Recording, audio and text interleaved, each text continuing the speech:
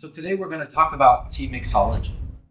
Tea is an excellent way to elevate any cocktail because alcohol is a great flavor solvent. You just need a little bit of tea and a little bit of time.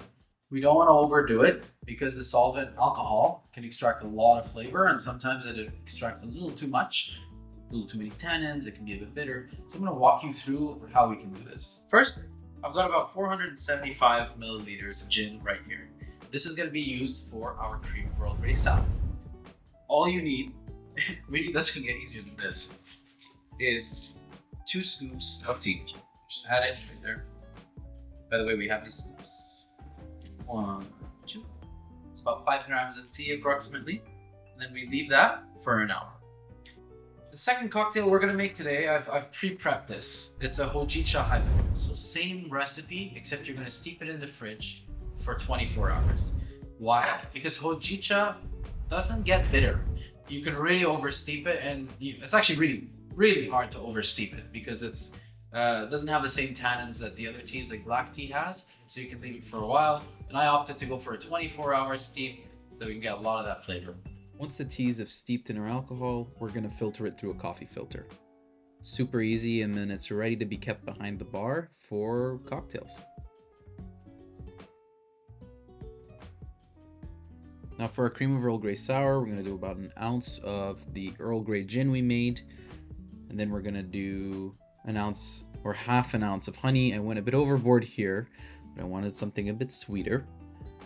Then we're going to do an ounce of egg white. I know it's kind of gross, but for sour it's necessary. Then we're going to finish it off with an ounce of lemon juice.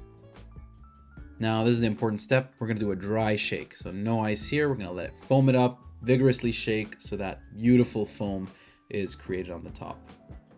Then we're going to add some ice. Now we do a couple of shakes here, not too much, so we want to keep that foam stable, but we add that ice just to cool down the drink. And we pour it not so graciously into a glass. As you can tell, I am a barista, not a bartender. And then we top it off with some butterfly pea flower, microground, and a little bit of lavender. How cute. That's your cream of Earl Grey sour. We've garnished it with a microground butterfly pea flower to give it a little bit of that unique twist. And it's full of our beautiful gin that we infused with cream of Earl Grey. Now, you can do this with our lavender Earl Grey, you can do it with a regular Earl Grey. Kind of depends. But enough talking, time to drink. Cheers. Highballs have never been more interesting than our Hojicha Highball. So it's not a basic vodka highball. We're gonna do something a lot more premium, a lot more delicious. This is our organic Hojicha, which has been roasted and is from Japan. We've steeped it in the vodka and it's got this lovely toasty note.